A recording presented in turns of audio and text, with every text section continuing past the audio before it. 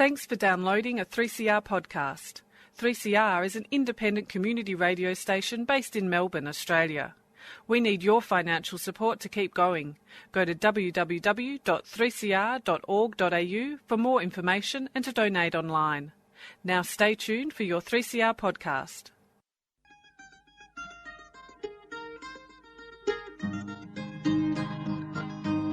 We're putting up new buildings, we're knocking down the old. We're working in the summer heat and in the winter cold. And the labour power we sell, me boys, for a hard-earned weekly pay produces mighty profits for the greedy MBA.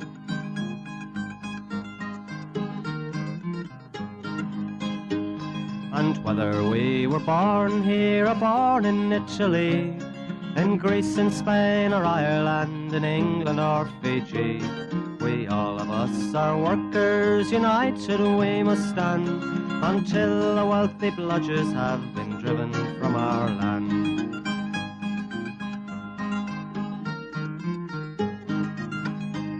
We faced deregistration, it backfired in the face. We're not fooled by arbitration, we won't stay in our place. We hit the bosses hard and fast to win and keep our gains, and break a couple of concrete pours to back our log of claims. So keep your powder dry and hold your head up high. It's class to class and face to face, our limit is the sky. We've got a fighting history and we never will be cowed. Our builders' labour is a name to make a man feel proud.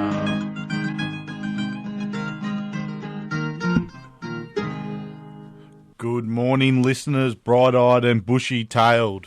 Good morning, Annie. Good morning, Goanna. What is happening, Campo and listeners? Obviously, getting ready to enjoy my RDO tomorrow. It does pay to belong. Pays to belong. Speaking of, it's change your ticket, so make sure come Tuesday you're paid up and proud. Otherwise, you may find yourself in a situation where you might have to get yourself paid up and proud before you start work. Well, there's no point having a union if no one's in it. So, like Goanna said, get your ticket paid up for change your ticket. There's been a what will seem like a slight increase in the ticket this change of term, but however, it's been in the past where the union has absorbed the GST component. The union's in a position now where they can't. It's not feasible to viable to do that, so it may seem like an increase, but it's only the GST component. Yeah, like Goanna said, the union has been absorbing the GST, but every other state in Australia doesn't absorb the GST, so now it's going to be passed on to the member, so it might look like an increase, but it is because of the GST. And obviously we are the cheapest union dues in the CFMMEU nationally, so... We also got a bit of information on the for those who have the industry standard agreement, not the code compliant agreement, who only got the 3% pay increase come 1st of March. The remainder of the 2% is now being pursued by your union, us. Employers will be sent a letter very shortly in terms of reaching an agreement to the rest of the 2% until March next year, which will bring everyone up to that 5% pay increase. So make sure you're on to your bosses. Make sure that you make them aware the union's pursuing to make sure that one way or another that money will be paid. So if your employer thinks they're going to hang out for 6 months and not have to pay the 2% for 6 months, they're going to be severely disappointed.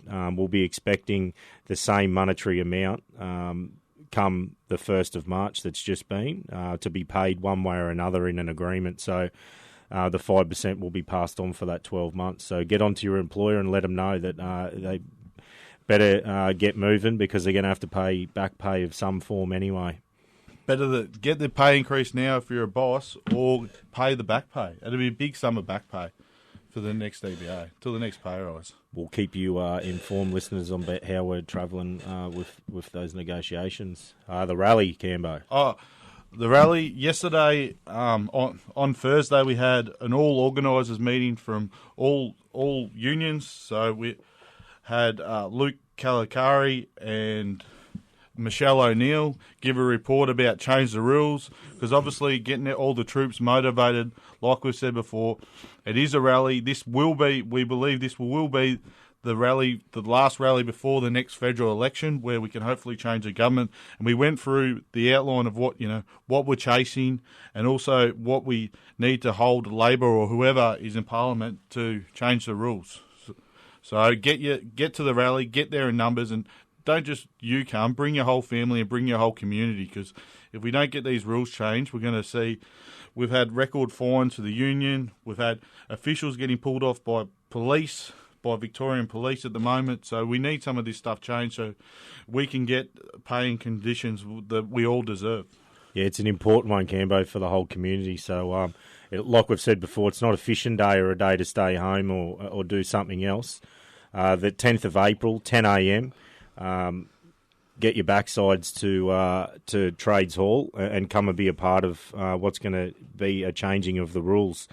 And as you said, Cambo, hopefully a changing of the government.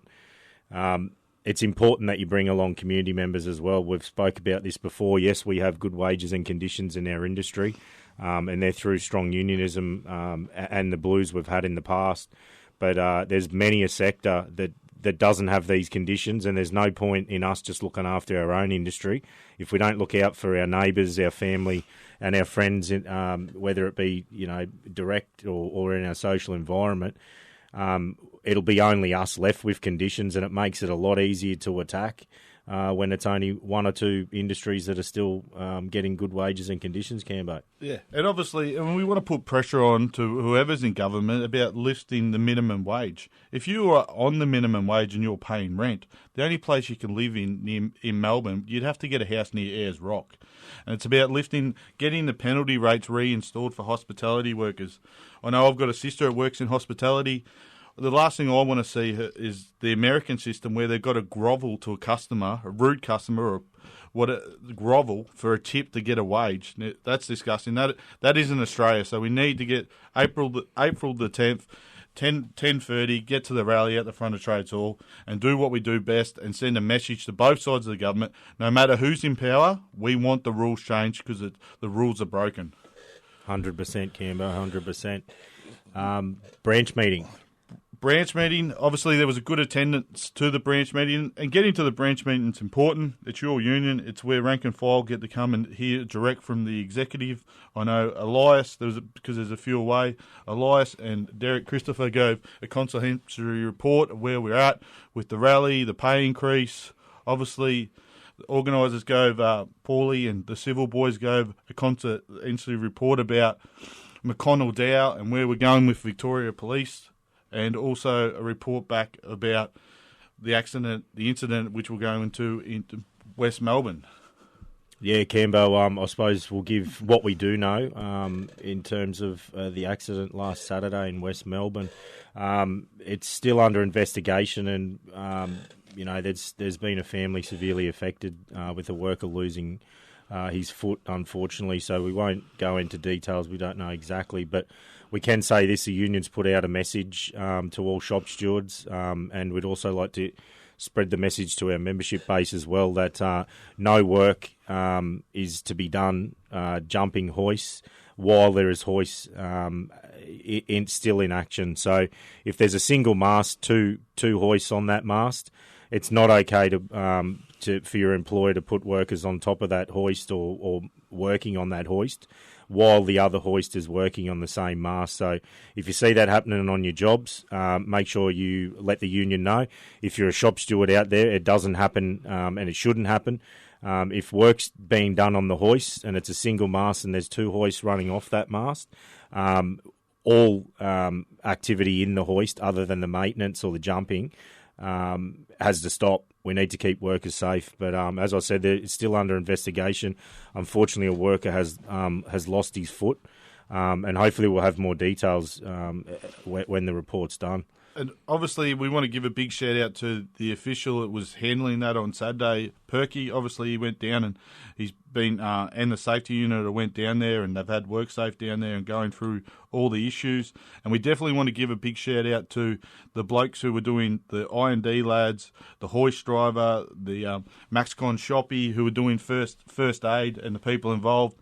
Like Perky gave a report, the ambulance driver and that said if they didn't do the first aid, which they did, the bloke would have bled out and lost his life. So, and they all got trained at our training unit, which is the best training unit in Australia or in the world from my eyes. But a big shout out to those blokes, because if they didn't do what they did, it would be a fatality. Yeah, another stellar effort. Well done, guys. Okay, Pauline Hanson. Oh, hasn't she had a big week? She's had a big week. Monster week. And she is a monster, so hopefully I see Scott Morris has fallen out with love with her. Obviously, we've seen how her chief of staff, Stephen Dick, and obviously James Ashley have, trying to get political donations off the American NRL to change the NRL? And NRL. Oh, the NRA? NRA. We're not bagging rugby league again, are we? They're both right wing, so it probably fits. Oh, that's rich. That is rich. Oh, how are the Bombers going, mate? The Bombers are going all right. We had a rough week, against Carlton, but the Bullies had a good win. We picked up a win against the Saints. The Bullies had a good win. I think we're 7th. I think I had a look at the ladder last night. Essendon dead last. Well, I want to do a shout out. We'll get back to Cheating the doesn't really pay, does it? Well, I've actually been locked into a bet, and this I actually did a toolbox about change the rules out at Crema, at Doncaster, and the shoppy started having a shot about the Bombers. So me and him, Good Friday, North Melbourne versus Essendon. If Essendon win, he has to wear a North Melbourne Guernsey for the whole week, an Essendon Guernsey for the whole week. If North Melbourne win, I'll have to wear a North Melbourne Guernsey for the week. Well, I know Warren's going to be off this next comment, but I'm going to tell you that could be the race for the wooden spoon if they keep going how they're going. Please, North Melbourne, Essendon. If you have a look at the ladder, please.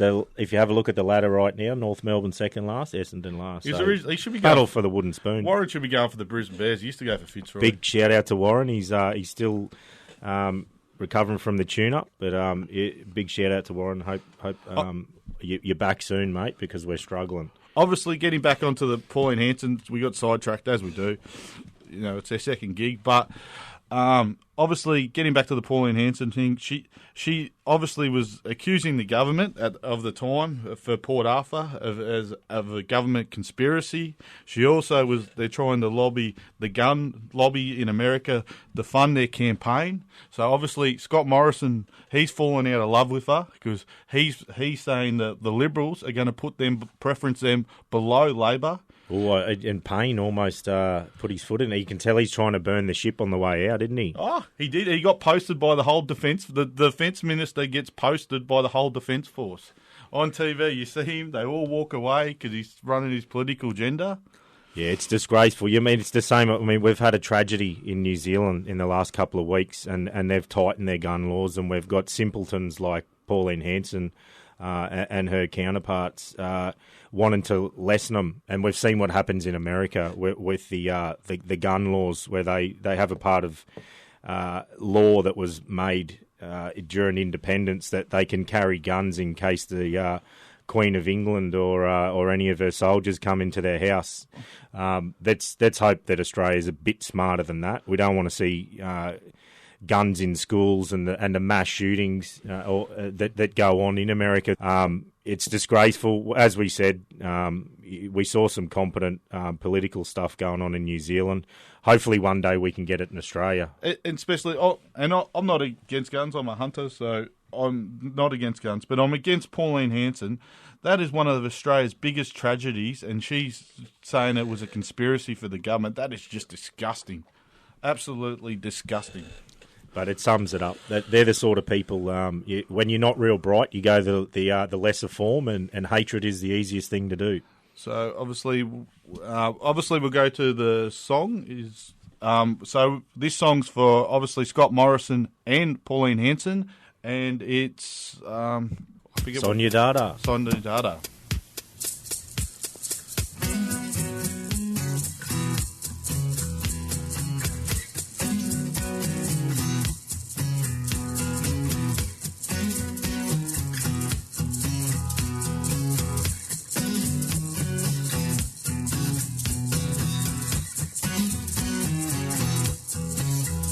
the truth. Well, it hurts to say, I'm gonna pack up my bag and I'm gonna go away. I'm gonna split, I can't stand it. I'm gonna give it up and quit and ain't never coming back. But before I get going, I got to say, I know you used to love me, but that was yesterday. And the truth, I won't fight it.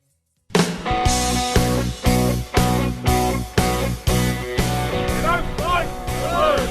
Concrete gangs, here to stay. You don't fight, you lose. There to struggle, there to win. Whatever it takes, whatever the stakes. No more. You don't treat me no good no more. Treat me good no more. You don't treat me no good no more. Treat me good no more. Lover, you don't treat me no good no more. Obviously, this Friday just gone, it is the 6-year anniversary of the Swanson Street wall collapse caused by Grocon, and obviously it was a tragedy in our industry, and obviously, you know, it leads into some of the things why we have to change the rules, because 3 people lost their lives, and Grocon get a $200,000 fine, which his wife was actually whinging about. You know, it's disgusting, and our thoughts go out to the families and the loved ones. And obviously we have to remind you, it affected a lot of our staff, because obviously our staff attended it and tried to help those people, and it was an absolute tragedy. So yeah, shout out to the staff that were involved. They were the first on the scene and saw some pretty gruesome things that you wouldn't wish upon your worst enemy. But the families of Bridget, Alex, and Marie, we feel for you, and it's, as Cambo just said, it's disgraceful that Grocon ended up with a fine that was less than one of our officials would get, a lot less, $800,000 less, for visiting a job and trying to get workers their back pay, etc. Grocon, once again, leading by example at the wrong end of the industry, and responsible for those 3 deaths. Disgusting. Absolutely disgusting, and it was a tragedy. Obviously, we've had a big week in the union movement with Chemist Warehouse, and I'll pass it on to Goanna, because obviously Goanna was down there for a bit. Okay, yeah, I went down there on Monday morning with a few of the comrades, and the NUW and the Chemist Warehouse distribution centres had been in dispute and disgusting behaviour, the way they were treating their workforce. Most of the workforce was casualised, very few permanents. They were well behind the rest of their industry in terms of distribution, in pay increases, etc. They hung out there. You know, it was a good feel down in the line. A lot of union support run through Trades Hall as well, and a big shout out to those Chemist Warehouse workers. They in the last couple of days they've had an unreal win. The Chemist Warehouse were refusing to talk to the NUW. Thanks to the picket line and some good campaigning and those workers sticking together, they've won themselves a 18.5% wage increase. So another great example of what happens. It pays to be in the union and stick together. There was an unfortunate incident where a scab actually came out and jumped on a car and slashed tyres. What a nice specimen that bloke is. Unfortunately, he'll probably inherit the 18.5% increase as well. But it's a shame that we still have people like that in the world. But I suppose if we didn't have bad examples like that, we wouldn't know what the good ones were, Cambo. And it did get pretty nasty. What I heard, you know, they were throwing blood and bone out around the picketers. Yeah, manure. Yeah. You know, Chemist Warehouse. If you got another chemist in your area, go to them. But those workers, they got their 18% pay increase. They also got full time. The casuals converted over to the full time because it's very casualised joint. So, like I said, if you are sick, you know, don't make yourself sicker by buying something from Chemist Warehouse. Well, we can now because they've signed the agreement and there's good union members in the shed. But I've got a bit of a story. I'm not sure if anyone is still bothering to read the Herald Sun, and I didn't buy it. Someone sent me the article, but we've had a bloke by the name of David who he obviously lived a bit of a sheltered life, Cambo. David? Yeah, there was an article in the paper. He used to work for construction engineering, and he's suing him for $1.8 million because one of his colleagues was a serial farter. It goes into a bit of depth. He reckons his colleague Greg thrusted his bum in his direction, and there was no windows in the room. David was management too, wasn't he? Yeah, they were management. Sheltered life, obviously. They'd last 5 seconds in the actual on the construction site. I don't know if they've ever. If he's worried about farting, I don't know if he's ever been to into the site amenities come morning if the boys have been on the drink the night before. I know I used to hate going in there after you when we were in the concrete. Oh, please, Cambo, come on. But, that is rich. But that's the sort of shelter. Look, 1.8 mil for some smelly air. I That's tell you unreal. what, if he gets that up, some peggies will be looking at their legal options and the hoist drivers. Lucky Greg didn't flick poo on him. Oh, please, 1.8 million, please. I wouldn't mind getting some of that though. But another stinky story, I suppose. Brett Lee, for all you cricket supporters out there, he's come out and done a little post on his Twitter supporting Tony Abbott. So the rock spider supporter. I'm starting to think we've found the rock spider of the week. Maybe potentially, allegedly, I'll say. Maybe Brett Lee has a little bit of an issue behind closed doors as well. But I do remember seeing Brett Lee in a section a couple of summers ago where he had Piers Ackerman, who's another fine specimen, who probably does things behind closed doors allegedly as well.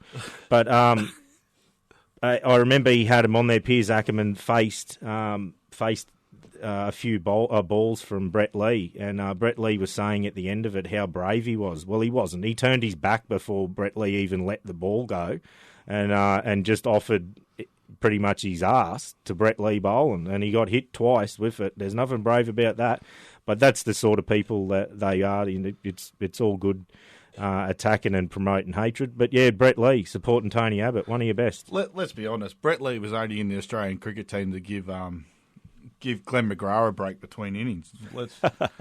He's supporting Tony Abbott, who supported Cardinal Pal, which is a rock spider. We've got to say that word once a week, surely. Yeah. Well, we've also, unfortunately, the Liberals, they got themselves back up in New South Wales. So we feel for the comrades up there. There's obviously that's a big win for big business, multinational companies, and their developer mates getting the Liberals re-elected, and it'll only further hurt workers in that state. Hopefully by the end of the year, New South Wales will be the only ones left with a Liberal government. But let's just hope. Liberals actually had 2 wins on the weekend. The Broncos absolutely smashed the Cowboys. We got stood over. We lost our shoes, our chain, our wallet, left the ground with nothing. It was disgraceful, Cambo. Does Joe Miles and Mick Miles still support the Broncos? Or that's a jab at your boys. Touchy subject, that. But I'll have to admit, yes, the Broncos absolutely stood over us last week. So 2 wins for the Libs on the weekend. So I think we need to go to the Suki Lala and Scallywag of the week. Obviously, there's a candidate I've got, Delamay. We actually found him at Hawthorn East, and I brought it up a few weeks ago. We did find him at Hickory at Box Hill, paying blokes $20 an hour. At Hawthorn East, we found him. Blokes hadn't been paid for 5 weeks. ABN, all the sham contracting, all the stuff we need to change the rules. So I'm nominating them for Scallywag of the week. We've got to obviously throw Grocon in there for Grocon. 6 years since the tragedy. Yeah, they're still conducting themselves in the same way. They probably wouldn't even mention it at the toolbox. What about Pauline Hanson and the NRA? Yeah, sure. Brett Lee, obviously, and then who are we going with there? There's some front runners. Who are we going? We have to go Grocon, yeah. Yeah, Grocon, please. It's our favourite. Yeah. Suki Lala. Who we got? Serial Farter, fair income, $1.8 million for some smelly air. Yeah, Serial Farter. Obviously, Westgate Project. Well, Westgate boys Projects have been busy down there this week, I hear. Mate, they've had a big week down there. There's no lighting. They've had lighting issues. There's no lighting plan. They had even a light tower nearly fall over and kill a bloke. Like, fair dinkum. So, Westgate, obviously, they should be. They're sooks. And their supervisors are sooking up because they're worried about videos of them because they're doing stuff unsafe. Who are we going? Well, obviously for Scallywag, who We went Grocon. We'd have Suki Lala, Westgate. Westgate. We'll have to go Westgate. We'll have to go Westgate. Keep it the industry, yeah. And obviously Warren's away, so we're putting this song for him. All Hail the Chief by Prophets of Rage, one of his favourite bands. I mean, Just before we go, just shout out to Richie and Kevin down in Tassie. They're starting their 12-week fitness challenge. Good luck, men. We're thinking of you. And we all know Longy cheated in ours. And we have to go out the same old way. Dare to struggle. Dare to win. If you don't fight, you lose. Hold it.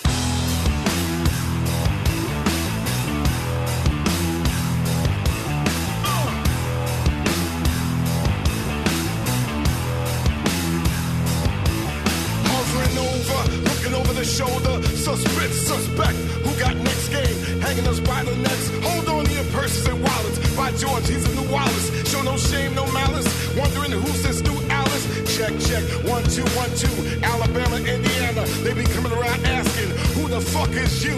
He be coming around that mountain, how the West was won. Motherfucker didn't even run. Hero, here he comes.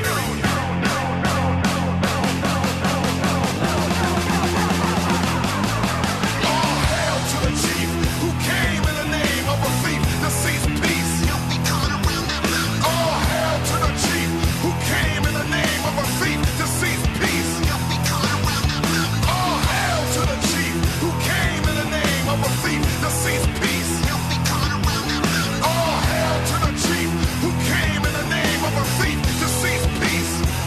And he didn't even.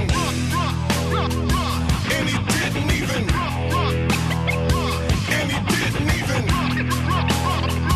And he didn't even. They lie when they say we matter. Lies of a whole new chapter. Smile when you meet your master. Looking in the eye of the rapture. They lie when they say we matter. Some rather believe in a liar. Pride in the heart of believers. While the city ignites on fire. While your life hangs in the balance. The innocent caught in the violence. Silence everybody that ain't like us. Devising words to divide us. Fear in the heart of the millions. 1% with their billions. Savage politicians got the whole world wiped with a picking.